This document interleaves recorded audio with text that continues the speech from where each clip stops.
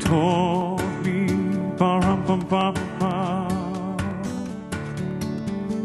a newborn king to see, ba-rum-bum-bum-bum, our finest gifts we bring, ba-rum-bum-bum-bum, to lay before the king, ba-rum-bum-bum-bum, rum-bum-bum-bum, rum-bum-bum-bum. So to honor him, ba-rum-bum-bum-bum, when we come.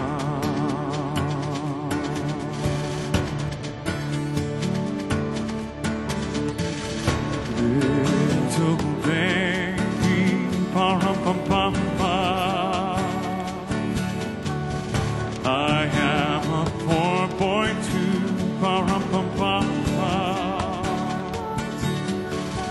I have no gift to bring, ba-rum-bum-bum-bum, that's fit to give our king, ba-rum-bum-bum-bum, rum-bum-bum-bum, rum-bum-bum-bum. Shall I play for you, ba-rum-bum-bum-bum, on my drum, on my drum.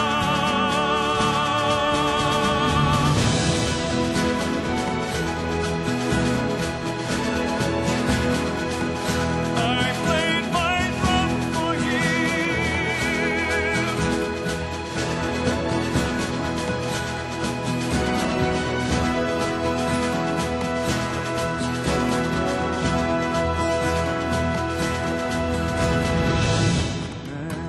Mary nodded, ba-rum-bum-bum-bum.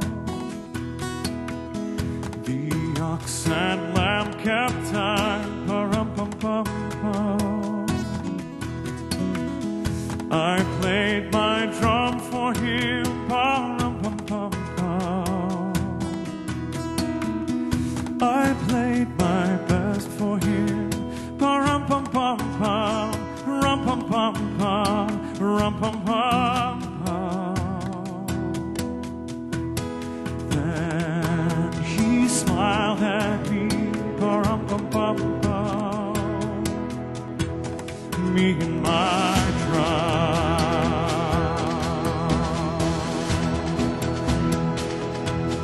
When we come,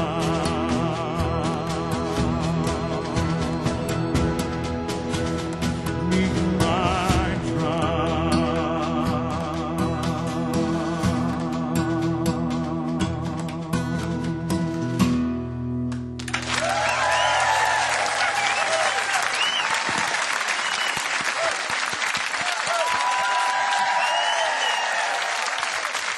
Hello, Josh. How are you? Very welcome. I'm well, thank you. Yeah. I hope you weren't too confused by the introduction. I tried not to be, no. All a little bit confusing for me, I can tell you, watching my doppelganger. I could be out the here. typical American guest now, though. and You say, can, yeah, That okay. was fun. I had a good time playing Liberty Hall last week. Josh, you got that song, You Raise Me Up, and made it a massive hit in the United States. How did you come across it? Well, I mean, you know, actually, the first time I heard that song was in a taxi cab here in Dublin. I want to say 4 or 5 years ago. Yeah. And I just remembered hearing it, and it was just one of the most beautiful melodies I'd ever heard. I kept it in the back of my head.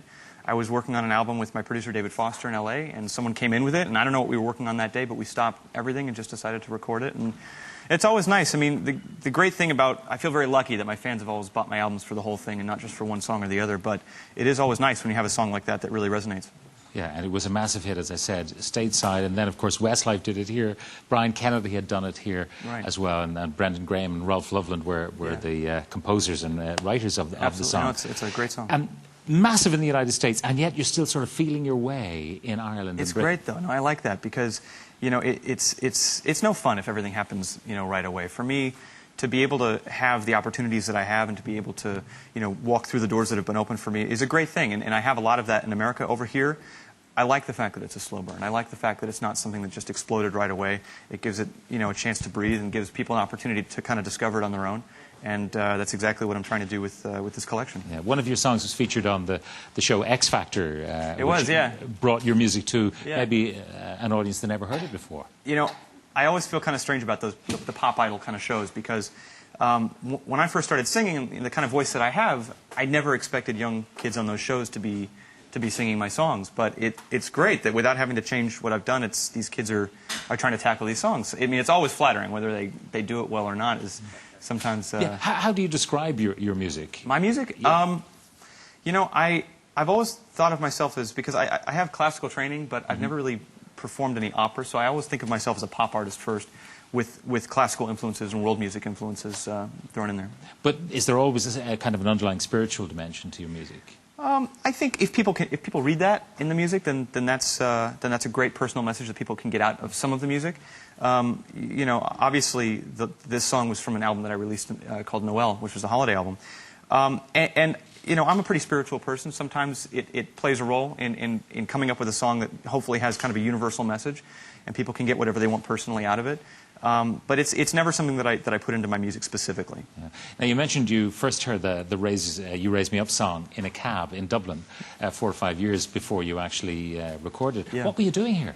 What was your mission? Why were you here? Nobody here would know this, but I actually came to promote here about 6 or 7 years ago, and so I was here for my first album, actually doing a couple of things and doing a couple of small kind of showcase gigs and cabbing it around the city and just kind of taking everything in. And you're familiar with some of the people who are hit makers here, the Corrs, for example. Yeah, of course, and the Corrs sang on my first record with me. So, Irish music and what's come out of this country has really had a great influence on a lot of my recording. Now, your brother's a movie maker. Yeah, he is. Yeah, and you're a singer. What did the parents? What did they feel they did wrong? They were terrified. They were mortified to know that we both wanted to go into completely implausible businesses. I was very lucky that I had a big break early on. My brother is actually tonight just having the first screening of his first ever film, and I did the music to it. And it's a short film, and I'm just so super proud of him. He's so smart in his own right, and it's good that there isn't that competition, because I went off into singing, and he's got a great eye for film, and my parents are still a little nervous, but we both kind of found our paths, so we're lucky at this for stage, that. how many million? 25 million albums? About 25 million. Yeah, I mean, the line, hope you'll have something to fall back on. Well, 25 million Juggling. albums, that's fine. I want to join the circus. Yeah, what might you have been, by the way, if you hadn't succeeded in the music? If I hadn't succeeded in music and I had, and I wasn't in the circus, I would be probably a veterinarian. I love animals, and I love science and medicine, and I'm always kind of the first person finding things wrong with my pets, Yeah. Be like, Mom, there's a splinter. And like, how did you find that? I just know. So I don't know. I'm always good with kind of talking to the animals. So I think it would be a fun thing to do. All right. When are we going to see you in concert here? Well, I had a great time playing The Point when it was still The Point about a year ago, and I'm actually just working on a brand new album right now. And that should be out in the summer, so I'll be hitting Europe first, so I can't wait to come back here and do some shows. The fans here have been amazing. All right, well, what are they called? The Grobanites? Some of them call themselves Grobanites, yeah. They're the hardcore. They're the nucleus. They sound like aliens, the Grobanites. Yeah, that's one of the nicer ways people have described it. It's great when you have kind of a core fan base that, there were like 50 of them about 6 or 7 years ago, and they said, there's 50 of us, we have to come up with a name for ourselves. And they came up with that name, and so, they're passionate. They're the ones out in the cold, every concert, every TV show, and couldn't do it without them. All right. Well, Josh, it's great having you on the show. Thank you very much for being with us. It's an honor to be here. us. Thanks so much for having me. All right. Thank you very much, Josh Groban. Josh's album. He's working on the new album, but the current album is Josh Groban, a collection. It's on release in Ireland currently, and it also features a bonus Christmas CD, which includes Little Drummer Boy, which we've just heard. Which, by the way, I think it's a terrific version. When you hear Bing and David Bowie, you think it cannot be surpassed. But you've done a pretty good job. I'm not sure we surpassed it, but we really want to use the guitar as a rhythmic element in that song. Terrific. Anyway, you mentioned you like science. Well, stay with us for the next few minutes, because I'm wondering how you feel at home about getting up to a lovely warm bowl of snail porridge in the morning, or maybe a little egg and bacon ice cream in the afternoon, or maybe a crab